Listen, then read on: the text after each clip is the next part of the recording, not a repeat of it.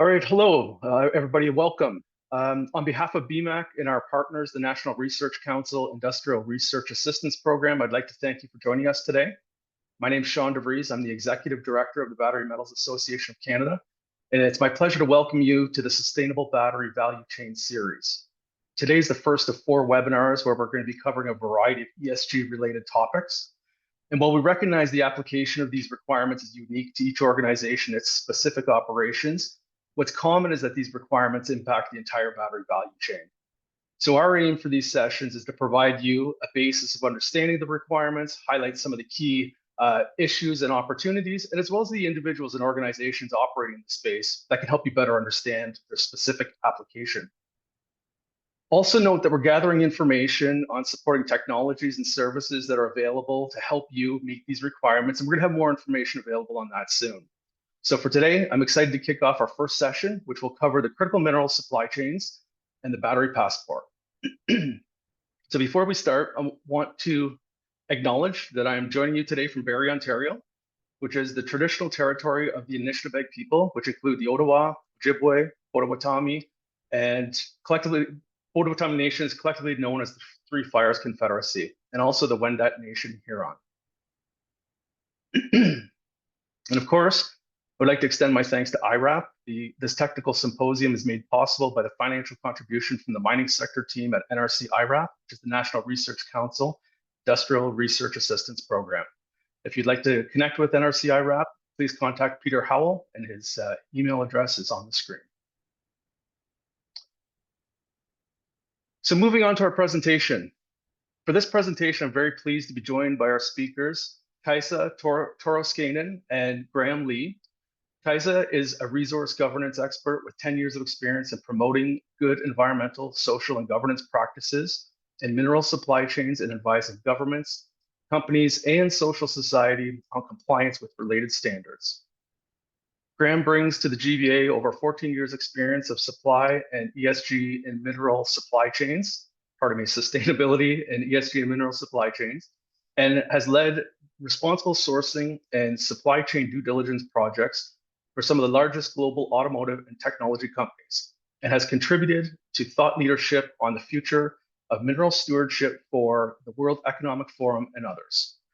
So I'll turn it over now for our presentations, and for the audience, please feel free to use the Q&A function at the bottom of your screen. And when we're finished with the presentations, we're going to get through as many of those questions as we can. So now I'll turn it over to you, Graham. Thanks very much for the introduction, Sean, and hello everyone. It's very nice to meet you, to be on this webinar with you. We are really looking forward to talking through some aspects of what the Global Battery Alliance does, what the Battery Passport program of the Global Battery Alliance does, and how this all fits into the bigger picture of fostering greater sustainability performance in battery mineral supply chains. So I'm just going to spend a short amount of time to talk you through some of the key aspects of our organization, the Global Battery Alliance, before I hand over to my colleague Kaisa. Global Battery Alliance is the world's largest multi-stakeholder organization for battery value chain sustainability. And you can see some, actually not all, of our members here. We have strong representation from some of the largest names from industry and business. We have technology partners who we work with on the Battery Passport technical framework and data gathering and data exchange to deliver the actual battery passport. NGOs, foundations, and public organizations who are really important voices in our multi-stakeholder partnership, who help us to set and define sustainability norms and best practices, and to really shape how the GVA is engaging strategically in battery value chains in order to continuously uplift sustainability performance, and also industry associations who act as amplifying voices for many of the industry participants whose efforts and whose contributions are so important for delivering this sustainability uplift on the ground. Let's move on to the next slide. So we are a public private platform to enable sustainable battery value chains. Yes, thank you. Just click through all of it. To enable sustainable battery value chains by 2030. We're founded on a vision that batteries should power sustainable development rather than just being a necessary step along the way to a clean energy economy, actually being part of the solution in a broader, more systemic sense. Our vision is to establish a circular battery value chain as a major driver to achieve the Paris Agreement, where batteries are reused and recycled efficiently and used to establish a low carbon economy, to create new jobs and additional economic value through battery production and through through all of the economic activities that are related to energy storage and vehicle batteries, and in the process safeguard human rights, economic development, and to be a contributing force toward the achievement of the UN Sustainable Development Goals. How we achieve this through our mission to establish trusted criteria, data, and benchmarks for a sustainable,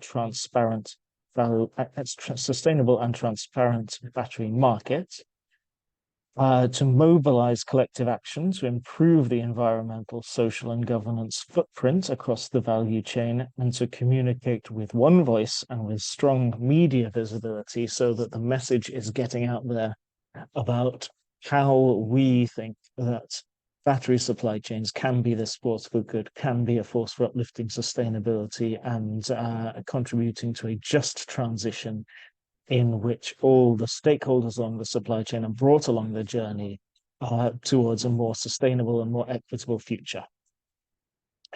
For those of you who want to take a bit more of a deep dive into some of the foundational thinking, there is a report available on our website, A Vision for a Sustainable Battery Value Chain in 2030, which was produced in collaboration with the World Economic Forum and lays out some of the core thinking behind how we anticipate this vision to be realized.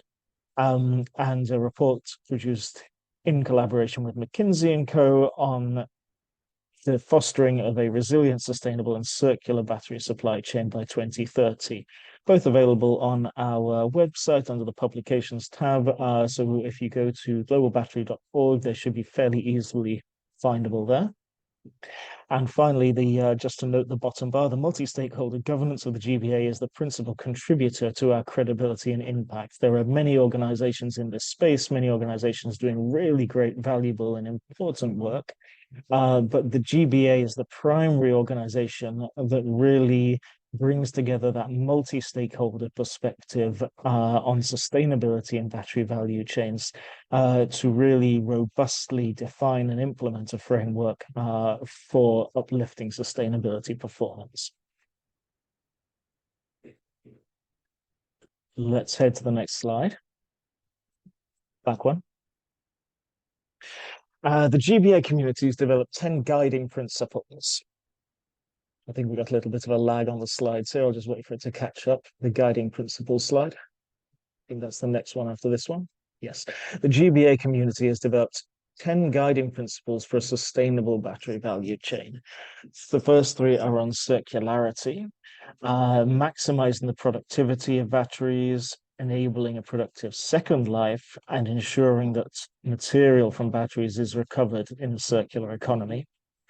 Establishing the low carbon battery value chain by disclosing and progressively decreasing greenhouse gas emissions. And we have a greenhouse gas rulebook which sets out how these emissions should be calculated, benchmarked, and therefore can be and which can be used to drive progressive decrease in emissions. Prioritizing energy efficiency measures and increasing the use of renewable energy. Fostering battery-enabled renewable energy integration with a focus on developing countries. So this speaks to the picture of electric battery energy storage, and supporting high-quality job creation and skills development in battery manufacturing and in the production and processing of those minerals that go into batteries. On the human rights side, to urgently and imminently eliminate child labor and forced labor, to strengthen the communities that we encounter along the battery supply chain, and to respect human rights throughout the battery value chain. Fostering the protection of public health and the environment, minimizing and remediating the impact of pollution in the value chain, and supporting responsible trade and anti-corruption practices, local value creation, and economic diversification.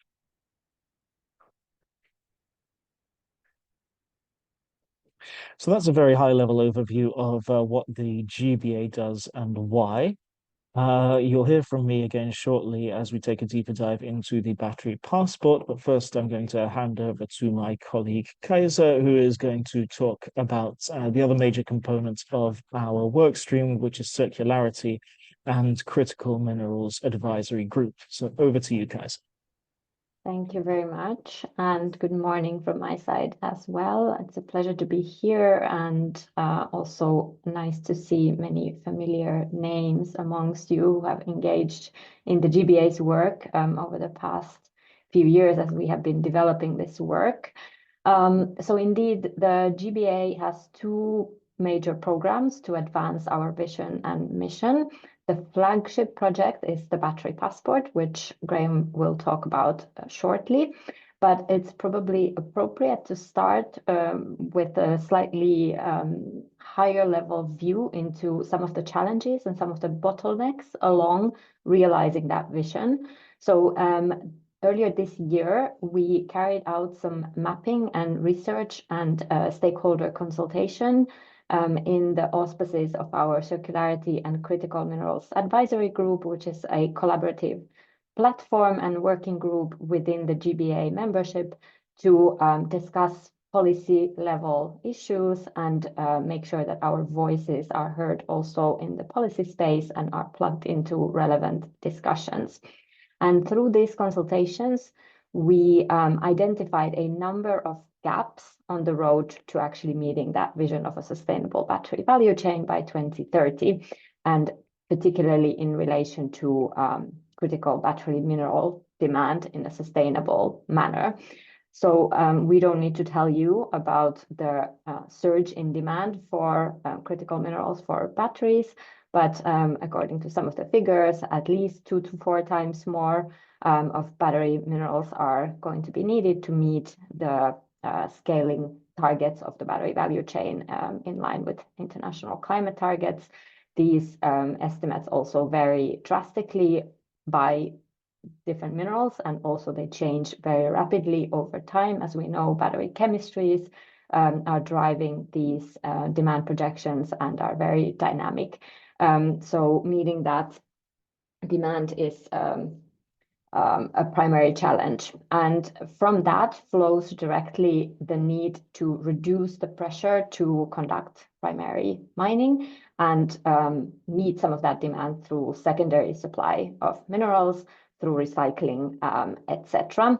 According to some of the figures that we had at hand about 6 months ago, from 10 to maybe up to 30% of the mineral supply could be met by recycled sources by 2040. I think those figures have been revised up a little bit recently. So technologies around recycling are also quickly developing, but regardless, it is critical that we advance on meeting or closing that secondary supply gap as well. The recent report from the International Energy Agency estimated that meeting improving recycling targets can actually reduce the pressures to provide primary minerals by 30%. Notably, circularity also, of course, covers topics like reducing the overall demand and material intensity of the batteries, which is another area that we've highlighted. To meet these supply gaps, more financing needs to be directed to this value chain as a whole and mineral production. So again, according to some estimates, only half of the different pledges to investments towards this value chain were actually met. So this is critical to actually advance those projects that have been announced. Again, some of the more recent figures from the IEA are estimating that investment towards the battery value chain need to quadruple to meet these same targets. And what's underpinning all of these supply and financing gaps is actually a gap in cooperation across the value chain. So we know that the value chain is complex, it's relatively new, it spans very different types of operations and don't always discuss and share data and information efficiently. May be cascading responsibilities up and down the value chain, but not necessarily taking a full value chain perspective to that. Linked to this cooperation gap along the value chain is the current political and geopolitical reality in which this value chain spans the whole globe, and a significant part of this operations are in countries where the governments don't necessarily always cooperate efficiently, which may also then contribute to a lack of effective collaboration in industry. And thirdly, there are different stakeholders involved in this value chain. So certainly industry is the main actor in terms of realizing these investments and producing those batteries and minerals. But the governments that regulate this industry in a consistent and coherent manner are also a very important stakeholder, and civil society, communities affected, communities around mines, but also all along the value chain, as well as consumers, are also important. And there isn't always effective dialogue and also trust between these stakeholders. And this overall creates obviously the sustainability gap that we are risking if we don't close some of these gaps. So I think I've now laid out the challenges, which are quite familiar. So we can move to the next slide and also see a little bit what we identified in terms of potential recommendations and solutions. So through this communique, or call to action to policymakers, we identify recommendations and actions on 4 different areas for policymakers, but also the wider community to pick up on. The first one relates indeed to a joint responsibility for due diligence. So you may be familiar with the challenge that traditionally due diligence requirements materialize as questionnaires that are sent up the value chain for mineral producers to fill up or fill in, but don't necessarily create true change or impact on the ground if there isn't a shared trust and understanding across the value chain on how this data is going to be used, and that the continuous improvement on any issues that are identified is actually a collective responsibility of everybody who is taking part in that value chain, be they an automaker in, for example, Canada in this case, or anywhere, or be they a battery cell maker in China, or be they a raw material producer wherever in the world. And this also should take into account indeed cultural differences in terms of the trust in that data and making it transparent and trustable, and harmonized approaches and interoperability of these frameworks is a key area to be advanced in this area, also with amongst regulators who are defining different kinds of requirements, be they on the substance of due diligence, be they on traceability, but sometimes in a siloed manner. Secondly, circularity, as I already mentioned, upping the supply of feedstock of recycled materials is critical, and this requires action on multiple levels. First of all, what is needed is really a realization that the time to act to organize the global value chains and trade of both end of life or second life EVs and batteries, as well as the black mass and the actual recycled materials needs to be done now before all of these batteries are ending up somewhere, potentially in an unregulated manner, and we may be faced with a similar challenge as with e-waste. On the other hand, there's a lot to be learned from e-waste and how these value chains can be actually organized. Secondly, we need to reduce indeed the pressure on or the material intensity by balancing recycling and repurposing of batteries and creating the right incentives and also right sizing the batteries in terms of trying to reduce the overall material demand or optimize it, let's put it this way, while acknowledging that batteries will be used for very different types of purposes, which have different implications on their material intensity and other technological parameters. And finally, circularity is another area that will create lots of environmental and social and governance impacts, similar to the extraction of primary minerals, and we need to learn also from those linear value chains of critical minerals and apply good practice on the recycled material production from the get-go. And here we have lots to learn also from artisanal and small-scale mining and other areas where we've had these challenges of ESG issues in the value chain.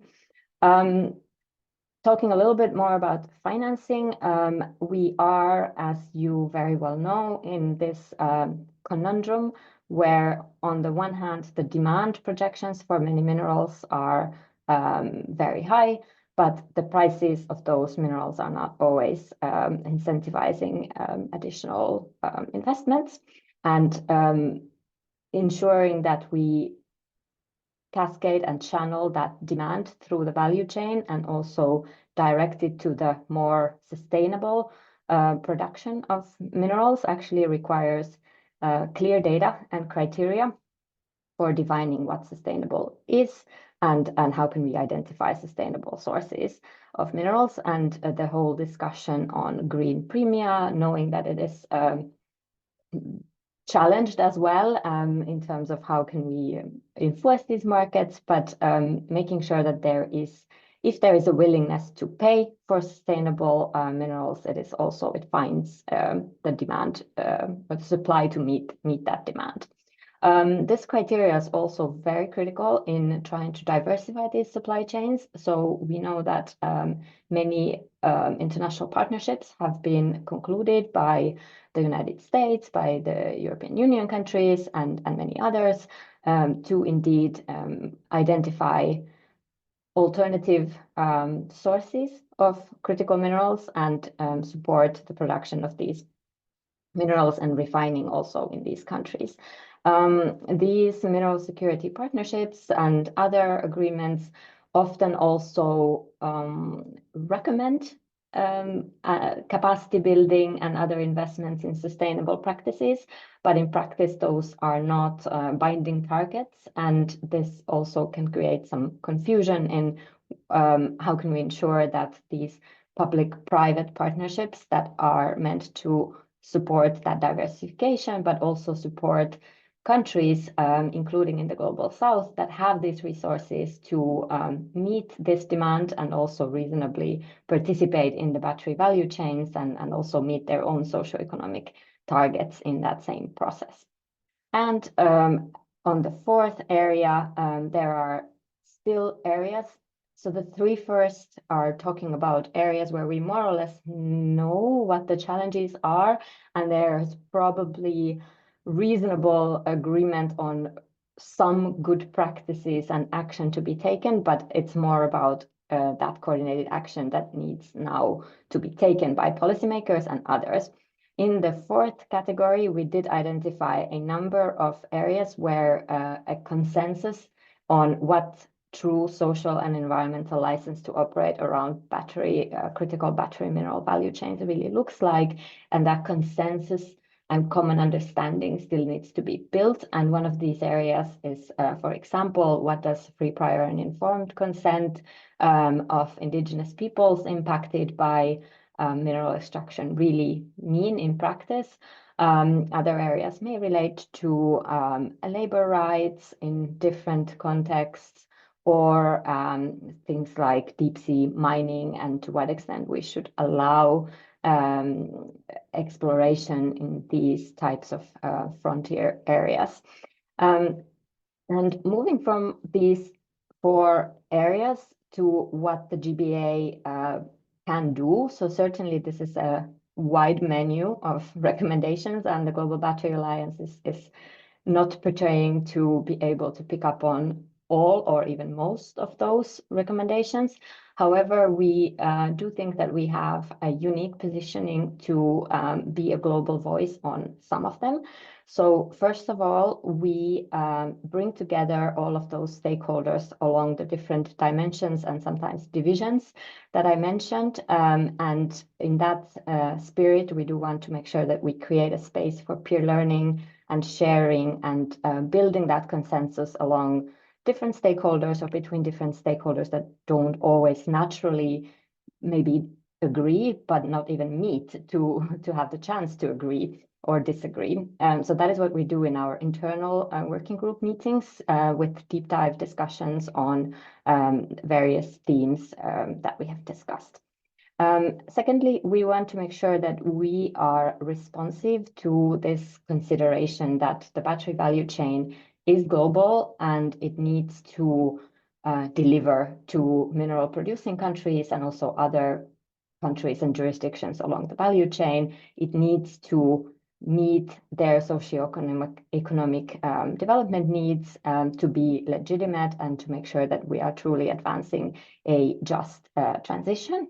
And in this spirit, we are very happy that we've actually had some more interest from a few mineral producing countries, notably Zambia and Serbia, to join the Global Battery Alliance recently. And we're developing programs to ensure that we produce guidance for these countries to also use these upcoming due diligence and sustainability requirements to up the standards of production in their own countries, but also to input and influence what these requirements look like, so that we can facilitate a communication towards investors on what positive impact on the ground in line with national economic development targets could look like, such as through local content, local procurement, local value addition, where that is possible.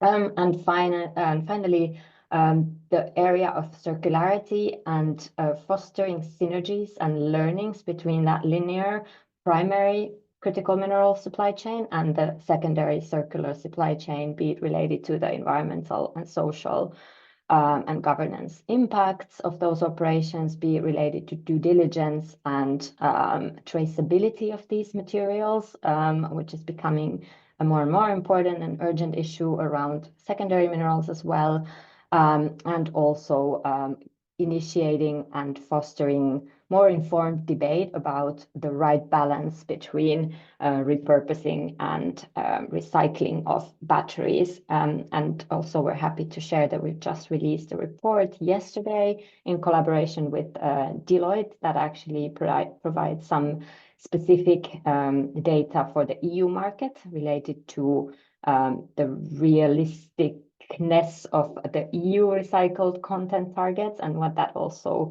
means in terms of spillover effects for global trade of feedstocks and also the incentives for repurposing.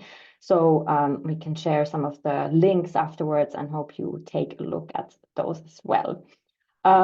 So these are some of the areas that we are planning to take forward in the Critical Minerals and Circularity Advisory Group to advance that consensus building.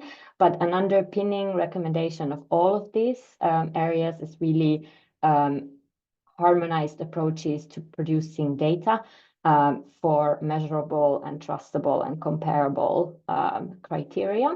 And this is a good segue to our actual flagship project, which is the battery passport. And I'm happy to hand over back to Graham to talk about that. Thanks very much, Kaisa. You just closed off 10 seconds too early because I was just about to wet my throat and then talk. So please bear with me.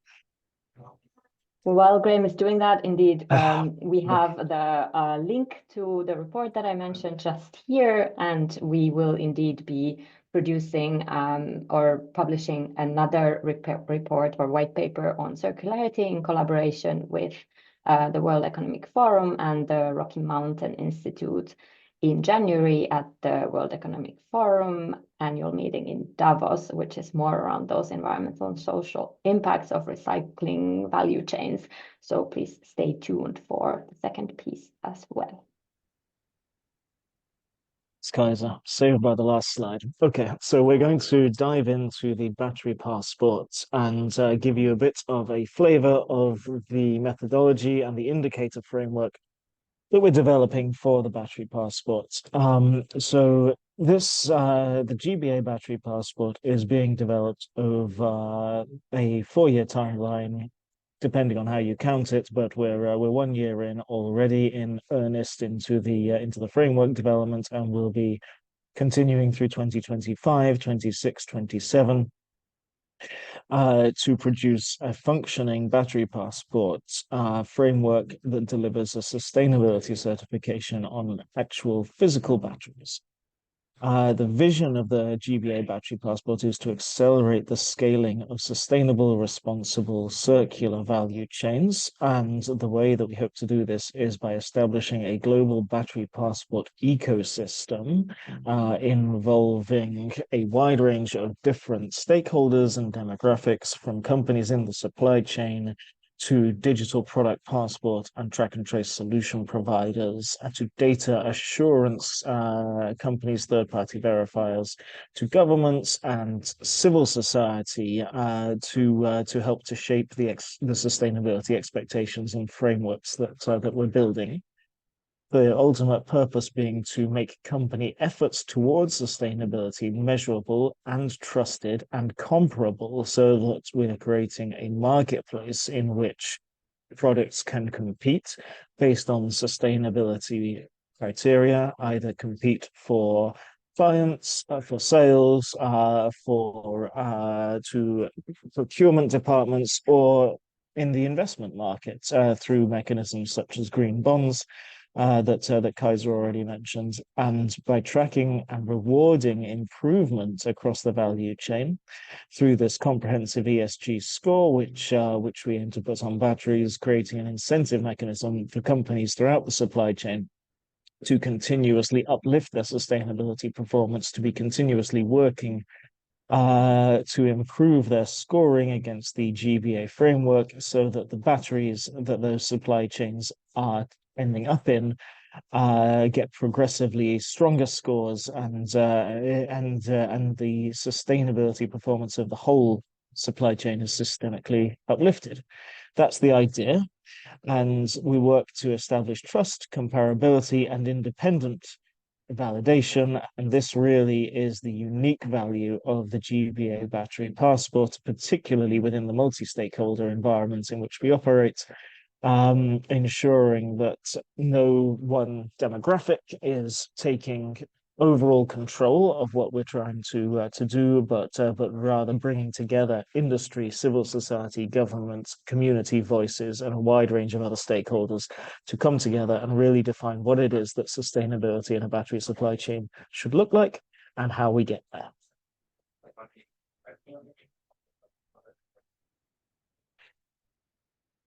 So we operate a cohesive framework for supply chain sustainability. We work closely with digital product passport solution providers, which is a very similar concept to track and trace solution providers, and you'll see both of those terms mentioned.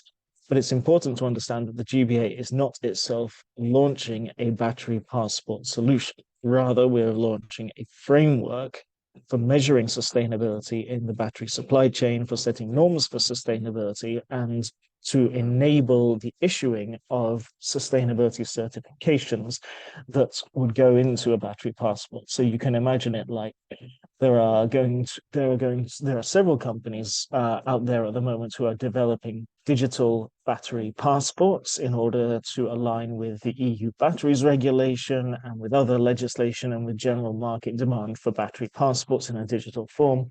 And what we're doing is we are creating a framework to give you a stamp in that passport to say this battery has met the GBA sustainability expectations, and underneath that stamp is a wealth of sustainability data that you can dive into and that you can really interrogate the supply chain for granular sustainability performance in order to perform due diligence on that supply chain and in order to really understand the sustainability picture and the provenance of the minerals that are going into that battery.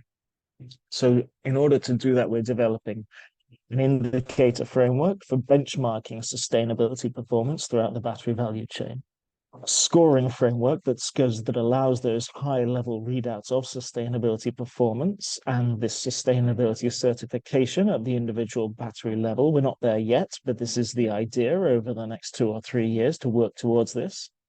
A data assurance framework to ensure that the battery sustainability data is accurate and trustable, which is such a key component of the whole ecosystem, especially from the perspective of due diligence of supply chains and with legislation that's coming down the track, like the EU Green Claims Directive. There is a growing appetite and imperative to make sure that any sustainability claims that are made on a product can be backed up and they're defensible and they're trustable, and that really ultimately the sustainability claims that are being made are real and reflective of actual sustainability performance. So we are in the process of developing our data assurance framework in order to support that. And we will also be developing a data platform so that global level aggregated data on battery supply chain sustainability performance can be viewed online in a single centralized location. And this level of global performance tracking and the stakeholder engagement which will arise from that is one of the mechanisms that can incentivize continuous improvement in sustainability performance throughout the battery value chain, because it is making visible on a global level where those ESG hotspots are and what we need to do in order to address them, and allowing the tracking over time of change in that sustainability performance so that we can see how the global battery value chain is faring in terms of its sustainability and whether we're going in the right direction or not, and how to correct that and how to mitigate those negative issues, and also to work towards positive impacts for communities and for the environment throughout the value chain. We were fortunate enough to receive the endorsement of German Chancellor Olaf Scholz in November, who described the GBA as the most important global partnership to scale sustainable, responsible value chains for batteries.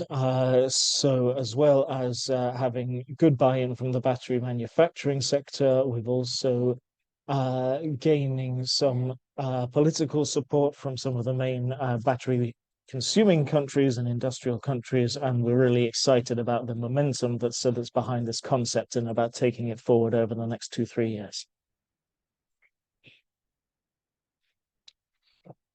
Currently, we have plans to develop rule books that cover the full range of ESG issues. We have a taxonomy of 22 ESG issue areas. Many of them correspond to the risk categories of the EU battery regulation. You can see those in blue here, and then the ones in black are going beyond the EU batteries regulation to more systemic sustainability indicators and indicators that are more focused on positive impact, as well as the core function of risk mitigation of negative impacts in the supply chain. We trialed 7 ESG rulebooks in our piloting exercise this year. I'm going to come on to that a little bit more in some of the later slides. We also it's not just about qualitative ESG issues. We also have a greenhouse gas rule book for calculating battery carbon footprints. It's aligned with the EU legislative requirements for greenhouse gas calculations, data assurance, and comparability, and it also exceeds the EU expectations in many areas, going beyond it to form an even more robust framework for calculating and tracking greenhouse gas footprints. One of the things that we're very conscious of coming into 2025 is the requirements under the EU batteries regulation, due diligence requirements for companies that are bringing batteries into the EU markets to perform supply chain due diligence. The battery passport framework, which we're talking about here, is a very powerful tool for conducting supply chain due diligence in line with the expectations of the EU battery regulation, or at least it will be when it's fully operationalized. And one of the things that we're going to focus on next year is really elaborating exactly how the battery passport framework can be used can be used by companies as a powerful tool to help them with their EU batteries regulation compliance. Watch this space on that, and we'll have some guidance coming out on that in probably around Q3 of 2025. We'll talk a bit now about the basic underlying logic of how we measure sustainability through the battery passport framework. The logic of our sustainability performance measurements is underpinned by detailed benchmarking, and it leverages to the maximum possible extent existing standards that are out there in the battery supply chain. I should mention as we get into some of the really detailed slides here that slides will be available after the presentation, and also the figures that we're showing here are largely contained within a document which we published in November, which is the battery passport brochure. If you go onto the GBA website, globalbattery.org, under the publications tab, you'll be able to download the battery passport brochure, which covers much of the same grounds, and where you can see these figures and dive into them in greater depth. Essentially, though, what this diagram is showing is one of the key decision points in the sustainability benchmarking framework, because given that there are already a lot of frameworks out there for measuring and assuring sustainability performance in mineral supply chains, we take the logic of looking at a particular issue at a particular stage in the supply chain and saying, well, what's out there already that companies can go and implement and get certified against in terms of their sustainability performance in the critical ESG issue areas. And if there's some strong frameworks out there already, then we don't need to elaborate more detailed performance expectations. Scoring works on saying, well, these companies that we're looking at in the supply chain, what frameworks do they have? Are they already implementing these best practice frameworks that are out there and which really drive forward sustainability performance?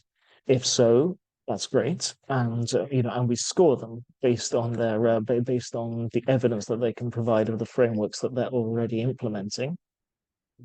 However, it might be that in a particular area, and this is more true of the midstream than the upstream, but it might be in a particular ESG issue area at a particular point in the supply chain, there aren't yet great frameworks out there to assure sustainability performance and to attest to sustainability performance. But through our framework, through our benchmarking of these frameworks, we identify where it is that those gaps are, where the existing assurance mechanisms for sustainability could be uplifted, and then work in partnership with standard setting organizations and others to really develop those frameworks further, and to fill some of those gaps, so that companies actually do have something to follow and perform against and get certified against to attest their sustainability performance. This is the vision. I should reiterate again that this is not happening right now, but this is where we're taking the battery passport framework over the next 2 or 3 years as we move toward a fully functioning battery passport that's out in the world, being used by companies and leading to sustainability certifications on batteries themselves. So let's look at the next slide now, which is another important principle, the scoring escalator. We're very conscious that a lot of companies and sites that are operating in the battery supply chain may not be very advanced on their sustainability journeys, and the battery passport framework, being an inclusive framework, is not designed as some sort of exclusive club just for the companies that are operating the very best practice standards. It's designed as a framework that can encompass the entire battery supply chain and offer any company, no matter where they are on their sustainability journey, a path to continuous improvement in sustainability performance, and with that, a path to continuous improvement in their scores against the GBA framework. So the way in which we're building out this framework is to, first of all, articulate in our indicator framework what we see as constituting strong sustainability performance through an indicator framework which covers, on the one hand, those foundational basic sustainability requirements that we think most companies should be reaching fairly quickly in their sustainability journeys, right up to the very highest level of sustainability ambition on the other hand. And if company may not be already implementing best practice sustainability standards, that's fine. They can still get onto the bottom of the scoring escalator through actions such as making a public commitment to the high-level principles for sustainability performance that we articulate. And then the next stage after that is going to be to integrate some of those principles and frameworks into their management systems, and to integrate into their management systems some of the external third-party best practice frameworks. So to give a slightly more concrete example of a mine site, let's say it's a copper mine site, and that copper mine could first of all commit to the GBA principles to uplift its score, and then it could implement the management systems that are mandated by some of the best practice voluntary sustainability standards that are out there. It could implement the management systems mandated by the Copper Mark or by IRMA, the Initiative for Responsible Mining Assurance framework, to get sort of halfway up the scoring escalator, and then by going out and getting third-party certification against those frameworks, and then it's reaching the higher tier of the scoring, and by really being able to attest that its sustainability performance is in line with best practice and has been assessed by a third party as being in line with best practice and mitigating those salient ESG issues that are present in its supply chain. Should probably actually look at some of the text on the slide here before we move on. So the battery passport is sustainable. It's suitable for all companies. It's inclusive due to this scoring escalator. For companies that are operating at a point in the supply chain where comprehensive sustainability standards have not yet been developed, there's still a way to be scored by committing to these high-level principles.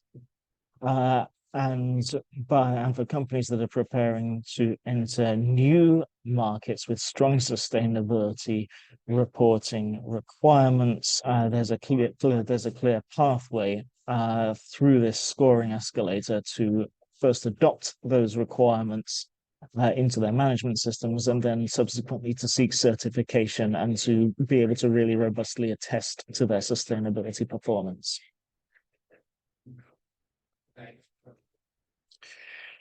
In terms of data assurance and how we intend to actually give that reassurance that the sustainability data that we're presenting in the passport is real and trustable, we will develop accreditation for third-party assessors who will verify the passport data, ensure that it's reliable, to check the certifications against third-party frameworks that are provided by supply chain companies.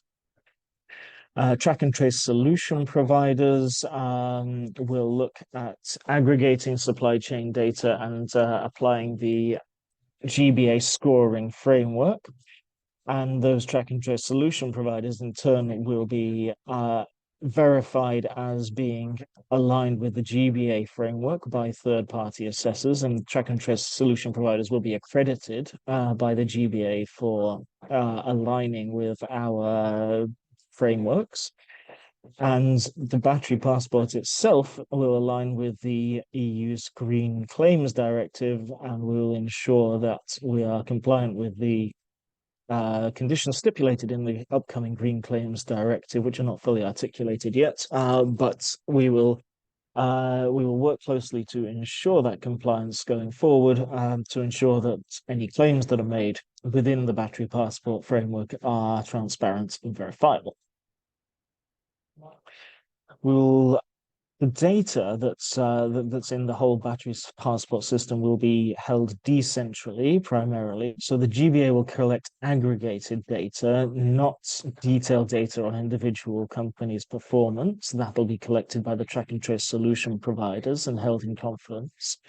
But the GBA will collect aggregated data, and neither the GBA nor any other organization will have full visibility of company level data. That will be data that companies provide to the track and trace solution providers who are issuing the battery passport certifications, and won't be shared onwards without consent. And the GBA battery passport regularly interacts with other initiatives to ensure our interoperability with them and to minimize any duplication of effort and to maximize the efficiency of data exchange and data interpretation and interoperability between the various organizations that are out there working in this space. As I mentioned already, we're developing a data assurance rulebook, which will set the guidelines for data verification and assurance. And this rulebook's being developed through a data assurance working group, which is available to all GBA member companies, and it will be published in 2025. It will set out the accreditation requirements for third-party assessors and for track and trace solution provider companies, and it'll define roles and responsibilities for data assurance in the battery passport ecosystem. So this is a really crucial document that we're working on at the moment, and which will really set out some of the concrete rules for how the whole data ecosystem works within our battery passport framework.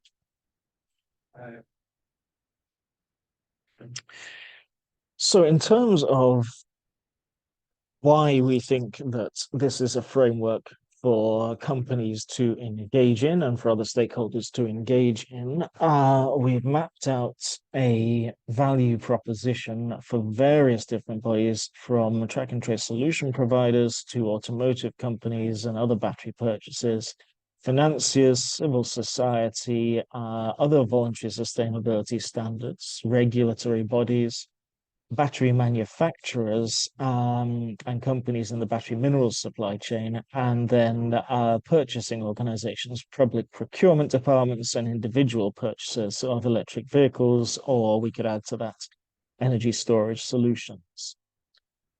We aim to contribute to a marketplace where products can compete on independently validated, verifiable sustainability performance, and companies can differentiate themselves with robust and trustable green claims. We do this using the frameworks that we've already elaborated in the previous slides, but in the coming slides, we're going to dive just a little bit more into what the value proposition really is for some of the key constituents who are going to be operating this framework. So for battery materials and component producers and cell manufacturers, what we're going to be producing. This is written in the present tense, but it's really about our vision for how the battery passport will be fully articulated by 2027. It will be a widely recognized framework for reporting and showcasing sustainability performance to stakeholders. So for these companies in the supply chain, it will be a framework through which they can really demonstrate their sustainability performance, the performance of their supply chains, so that their onward customers and their other stakeholders can be assured of that sustainability performance. Will provide robust, credible recognition to strong sustainability performers, allow comparison of scoring across the supply chain, a certification on physical batteries of sustainability performance. And for those companies who engage in the GBA as members, this is an opportunity for sustainability leadership and really taking a lead in defining what sustainability best practice looks like in the battery value chain and how we're going to get there. The GBA members shape our frameworks, so they contribute to our working groups. They play an important role in our multi-stakeholder pre-competitive setting, and their voices are really crucial for working out how it is that the framework is going to continue to evolve and continue to represent and benchmark best practices. We do this because in the absence of a common framework for showcasing sustainability performance, companies would have a much more complex landscape of stakeholder expectations to navigate. Those companies who are strong performers would struggle to differentiate themselves from the crowd in an environment where there are issues with greenwashing, where there are multiple competing and sometimes confusing sustainability claims. Those companies who really are doing it right can struggle to get recognized, but by engaging in the GBA framework, which is validated and credible and developed through a multi-stakeholder setting over a process of many years, those who are really doing the right thing can actually stand out for it and can attest to that performance, and yet still express that performance in quite a simple, high-level, compelling way through this certification, which gives high-level sustainability performance indicators and a direct certification on a battery itself. For automotive companies and companies who are purchasing batteries, companies or public bodies or consumers who are purchasing batteries, there is often a requirement to perform due diligence, whether that is just a normative requirement or whether it is for a specific piece of compliance, like compliance with the EU battery regulation, CSDDD, or other due diligence frameworks. This battery passport system is a really powerful tool in order to demonstrate that compliance, in order to conduct due diligence on the battery supply chain. And it's one that allows for comparison between different suppliers of batteries, and even between different batteries themselves, to allow informed purchasing and procurement and financing choices based on sustainability characteristics. Again, for automotive companies who engage in the GBA as members, there is a sustainability leadership component in there, shaping our frameworks and playing that role in our multi-stakeholder setting in a pre-competitive environment where companies come together and figure out how best to create a robust level playing field for demonstrating sustainability performance and assuring that the sustainability of the battery supply chain as a whole is continuously uplifted. Because in the absence of such a common due diligence resource, automotive companies and other battery purchasers would need to put greater individual effort into developing relevant tools and assuring stakeholders, such as regulators, that supply chain due diligence meets expectations. There would be a lot more kind of figuring out and guesswork and a much greater plethora of different systems employed by different companies and a much more confused landscape, which would ultimately lead to much more resource-intensive efforts to comply with due diligence legislation for companies. So this battery passport framework that we're developing, one aspect of it is it as a tool for greater efficiency and cohesion in how companies approach their supply chain due diligence, and therefore allowing all companies in the supply chain to do this in a more resource efficient way and to ultimately see a significant return on investment for engaging with the program because of the efficiency savings involved.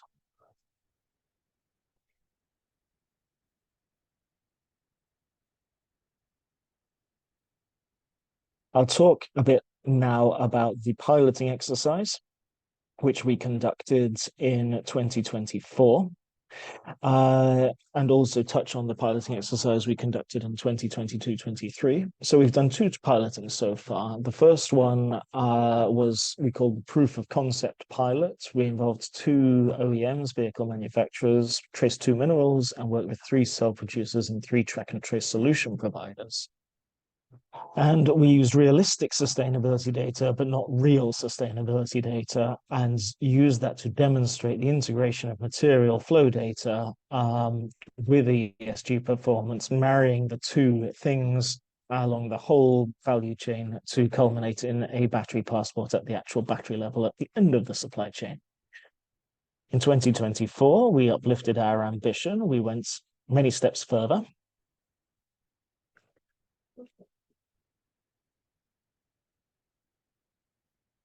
We moved from realistic data to real data, collecting actual real-life sustainability data from the value chain, including expanding our reporting to include 4 new rule books. So in 2023, we trialed rule books on environmental and human rights due diligence, child labor, and greenhouse gas emissions. We added 4 more in 2024, biodiversity, indigenous people's rights, forced labor, and circular design. And we introduced elements of data verification for the very first time. And we applied a scoring methodology to benchmark products so that we could really demonstrate the viability of the whole battery passport system as a tool to drive sustainability performance, because there are the more typical conceptualization of a battery passport, certainly under the EU batteries regulation, is primarily focused on technical battery data and on usage data. But what the GBA is focused on is really demonstrating that that same battery passport infrastructure can be used to really robustly collect and disseminate sustainability performance data from the battery supply chain and the battery's onward life. We've prepared participants for incoming battery passport requirements from the EU batteries regulation, which does have a supply chain sustainability due diligence component to it. And we've created learnings to allow the GBA and its stakeholders to take the battery passport to scale to issue a sustainability certification on physical batteries in the future.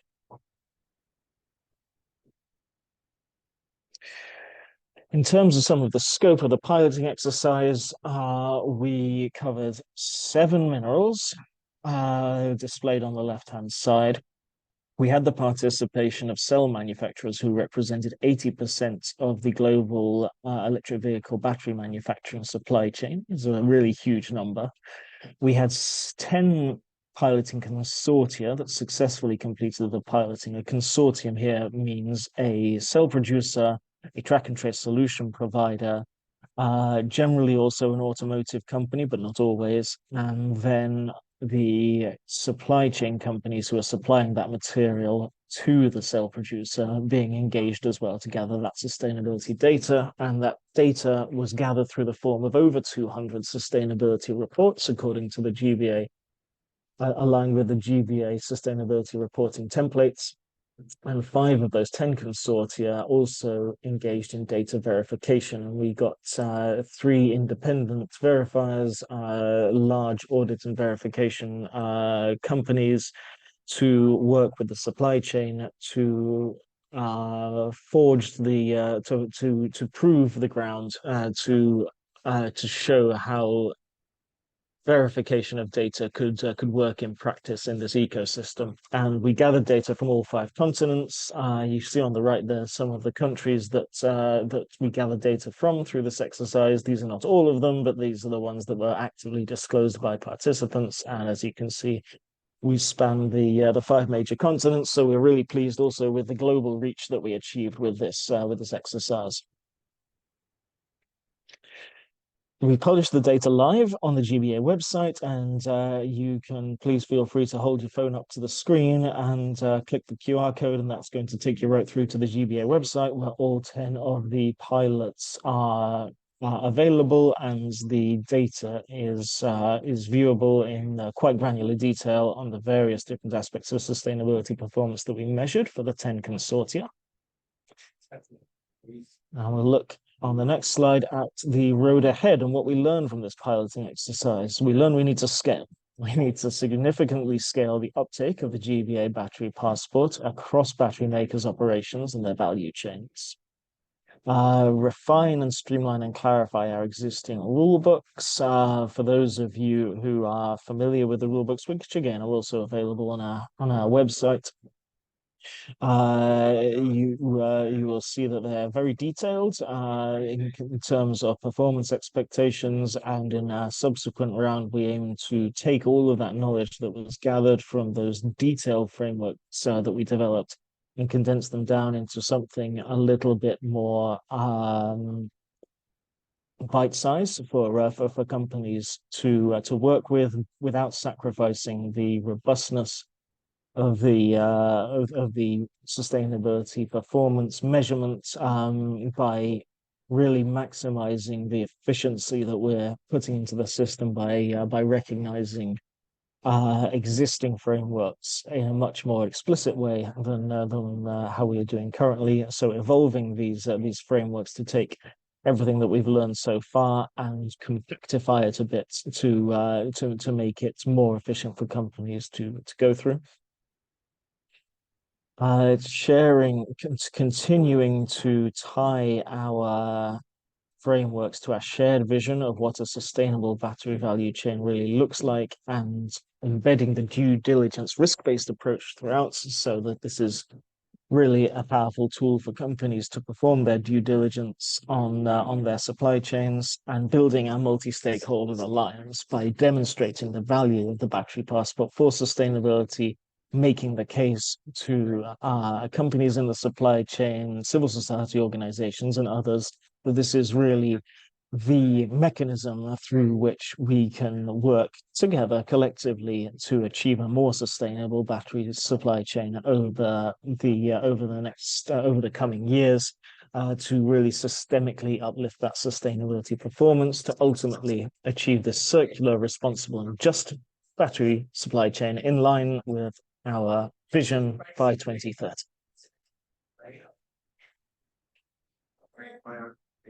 And I think, well, I'll pass over back to Sean, I think, for moderation, but I think we have time for questions.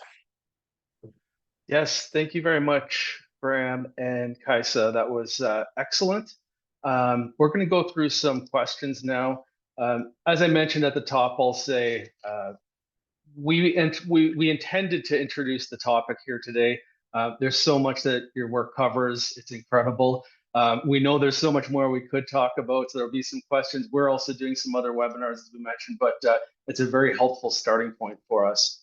For those that haven't seen, check the Q&A box at the bottom of your screen. You can enter your questions there. There was a great question on GHG, which Kaisa had answered throughout the session, so thank you for that. And well, always the question that comes up is, will the slides be available? So yes, and I think Graham indicated that as well. This session is being recorded. We're going to post to our website. We'll include slides, and we're going to include links to the other resources that have been mentioned throughout the presentations as well. What I wanted to start off with was one question. It's going back to Kaisa's presentation and kind of right early on in the slides, actually. You talked about some of the gaps, whether finance, sustainability. The one that really catches my eye is the cooperation gap. And I think what's interesting is obviously that's a role that GBA is playing in the work that you're doing. I think that's a role that BMAC plays as well in the work that we do. Are there other organizations out there that you see really taking, whether it's regionally or globally, kind of a leading role in helping to bridge this cooperation gap? Yeah, thank you very much for the question. I mean, I think there are many.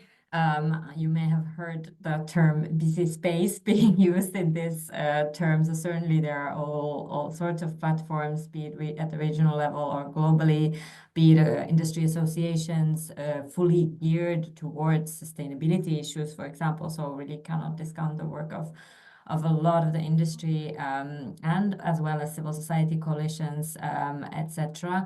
We particularly as the GBA are involved in a couple that might be of interest. The Breakthrough Agenda is a collective of governments that have committed to advancing the energy transition and Paris climate targets. And we are a coordinating initiative for a priority action number 3, which is on clean road transport, and includes a number of pledges for advancing net zero transition in the transport sector. And that is a public-private partnership bringing together governments that have specific targets in this area, but then also industry and other organizations to really advance concrete targets.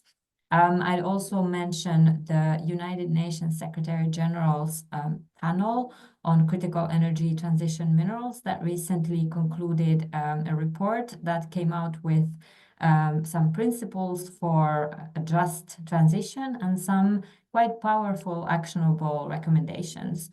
So, of course, a lot of these principles and recommendations coming from the United Nations are relatively high level and global, but I think they really throw their weight behind some of these efforts and can really play an important role in accelerating some of these processes, for example, towards establishing a global framework for traceability or due diligence, as opposed to these regional approaches, which we're seeing now a little bit developing with the EU batteries regulation or other regions. So those are some of the really global and important initiatives that we're involved in. That's great, thank you. We have a few other questions here that are coming in, so I'll try to get through as many as we can here in our last bit of time. One of the pilot projects I read about on the GBA website was the Energy and Mines Digital Trust in collaboration with the British Columbia government. Is there any update on that pilot?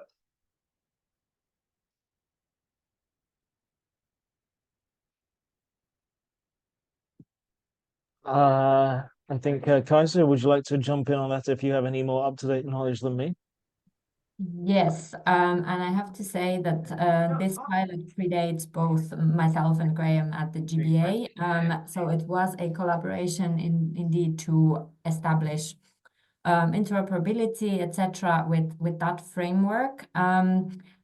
To our understanding, and there might be others in the call who have more detailed information, this initiative has actually migrated into the UN CFACT, which is a transparency protocol on interoperability around exchanging the sustainability data and certificates along the value chain, and we're actually in active conversations with that new initiative on how we can work together and also pilot the data exchange going forward.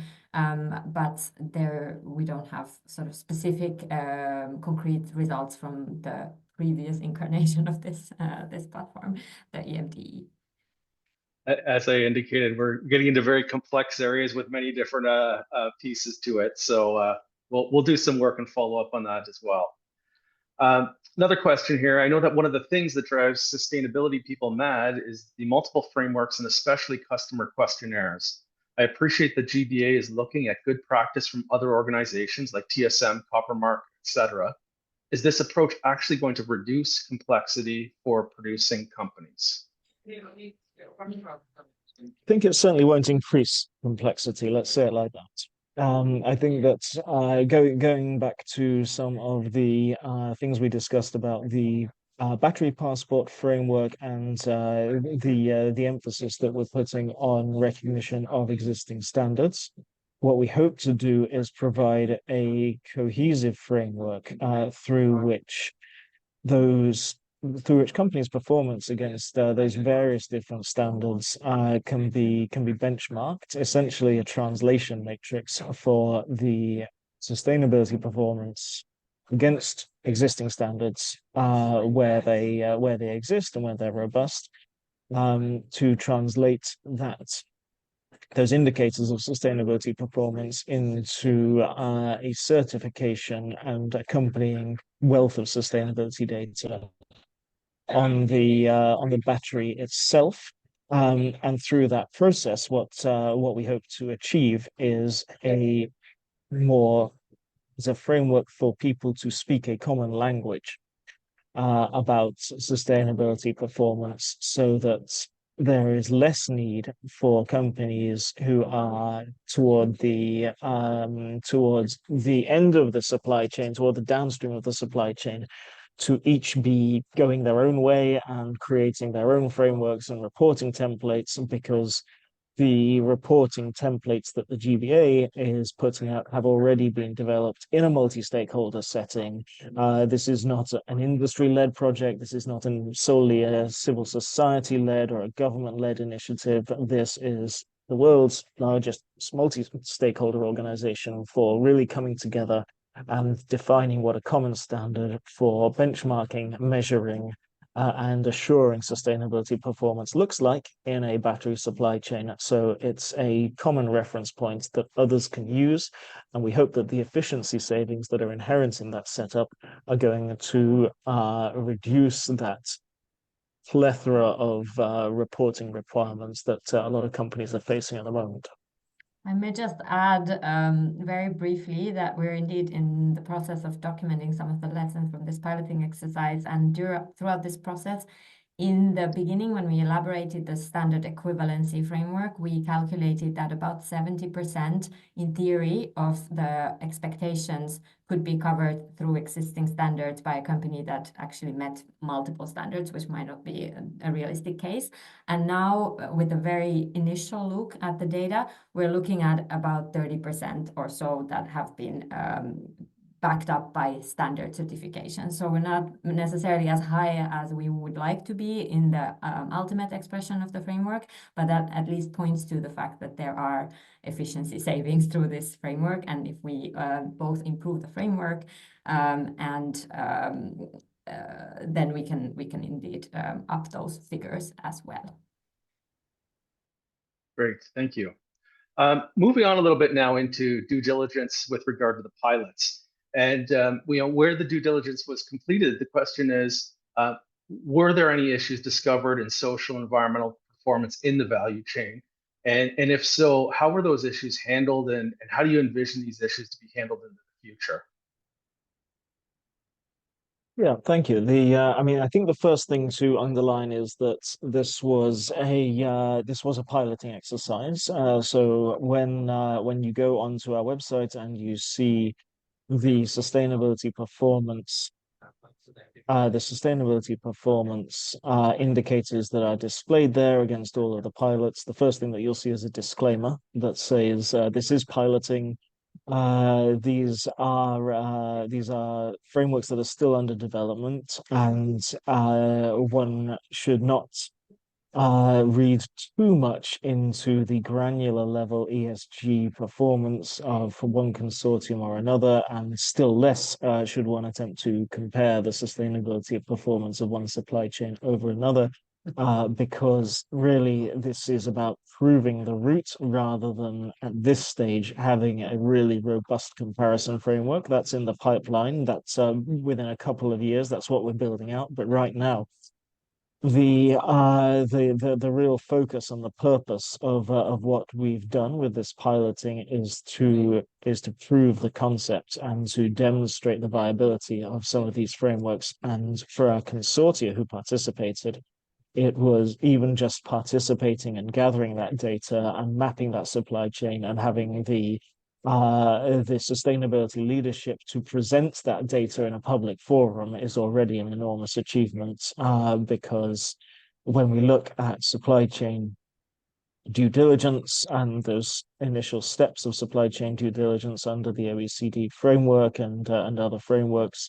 First, put in place those management systems, then identify risks, map the supply chain, find out who's in your supply chain and what their sustainability profile is, and then work to mitigate those risks. Well, we've taken a really big jump forward for many companies with those steps 1 and 2 now, and as the framework continues to get more robust and comparable, that's what's going to lead us to really being able to home in on those sustainability issues and take affirmative action as individual companies and collectively to uplift that sustainability performance.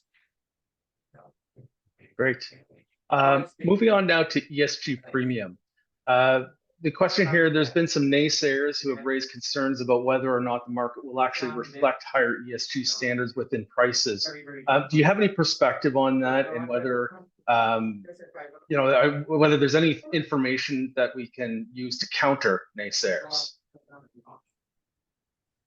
Yeah, happy to share some indicative information. So the London Metals Exchange is actually one actor that has done a lot of research and work on this and have tried to establish a pilot green or sustainable nickel. Some of you might be familiar with that. I think according to their research, the margin that was actually eventually established was very small, but one of the key challenges in this area is actually the lack of availability of certifiably greener or better ESG performing material out in the market. So this is a key issue in terms of incentivizing companies to actually be willing to pay for this premium. So we hope that actually through the battery passport, this problem can be also solved to some extent by actually establishing a greater volume of minerals and products in the market that are comparable according to the same criteria. We are definitely seeing a lot of interest by public procurement, for example, to actually apply such a premium or such criteria, which is a huge catalyst for the wider market and the private market as well, to drive sustainability performance as a criteria of purchasing. The current market situation is somewhat challenging in terms of many automotives being in a difficult position right now, but I think the general interpretation is that this will not last forever, and the general trend is towards actually a willingness to pay. And also an important point is the different market segments in terms of energy storage, for example, which are not consumer-facing companies or purchasers as such. So there are different levers through the investors and financiers and banks, etc., which can then exert this type of pressure. So indicative evidence is positive, although we're living somewhat challenging times right now. All right, moving on. This question about the nature of the pilots being voluntary. How might the results how might the results differ under a mandatory regime? Would we realistically expect to see fewer instances of data unavailable or not reported? I think it's a question of who the regime is mandatory for. When we're looking at something like the EU batteries regulation, I mean, that creates a mandate for companies who are bringing batteries into the EU to conduct supply chain due diligence. It doesn't create a mandatory disclosure requirement on the companies who are further up the supply chain, but it does indirectly create pressure on them from the companies who they are supplying to. So what we would expect to see in the future is those companies who are bringing batteries onto the EU market to fall under the batteries regulation, to conduct that supply chain due diligence, which is not solely a function of the EU batteries regulation because it's mandated by other pieces of legislation too, and also is rapidly becoming a universal normative expectation to do that. But I appreciate that your question is about compliance. So sticking with the EU batteries regulation, that those companies who are bringing those batteries to the EU market will be mandated to engage with their supply chain to find out about the sustainability performance of their supply chain. And where they identify risks of negative ESG impacts, to engage with their supply chain in order to work to mitigate those risks. And what we see in the battery passport framework is actually a really powerful tool for facilitating that, because when the battery passport is fully developed, if you are that company bringing batteries onto the EU market, you can use the battery passport to essentially give you a snapshot of the sustainability performance of your supply chain. And if you find disclosure gaps, if you find companies in your supply chain who are not disclosing ESG data, or you find companies in your midstream who are not aware of who their suppliers are in terms of those mineral supply chains, you can engage with them and you can encourage them to disclose more data through the battery passport system, to find out more about their upstream and to progressively populate that battery passport to build up that sustainability picture.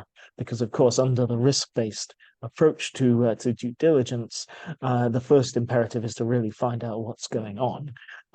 Because if you don't know what's going on, then that's a risk. You can't mitigate the risk that something negative is happening in your supply chain. So you find out what's going on, you find where the risks are, and then you mitigate them. And it's that supply chain pressure that we expect to see arising from the compliance requirements for the downstream that's really going to drive progressively more disclosure through the battery passport system going forward. All right, we are unfortunately not going to get to all of our questions today because I know there are some more there. We're running up against time, but really quickly, I think one more important one is, are you aware of any other piloting work that's going to be happening specifically within Canada or related to Canada? We are planning another round of piloting. We have not put a firm date on it yet, but we anticipate that we will start laying the foundations for a third round of piloting toward the end of 2025. We very much hope that we will receive interest and participation from Canadian companies, Canadian civil society, and Canadian stakeholders in general, and also mineral producers and processors from Canada, because this is the Global Battery Alliance, and we wish to see as much global participation from major mineral producing processing companies as we possibly can. So we look forward to seeing you at the end of 2025 for our subsequent pilots. Excellent. Well, I want to thank you both, Graham, Kaisa. These were excellent presentations, very insightful. And of course, there's so much more information, but we'll look forward to following up with you more on that. I'm also excited to announce that we have 3 more webinars that we're going to be highlighting with regard to ESG and the emerging standards and the impacts that it's going to have on the Canadian battery sector. So join us next week, Thursday, December 4th. Will be the next session. And then stay tuned for further sessions in January. So thank you all, and have a nice day. Thank you very much. Thanks, everyone. Thank you. Goodbye.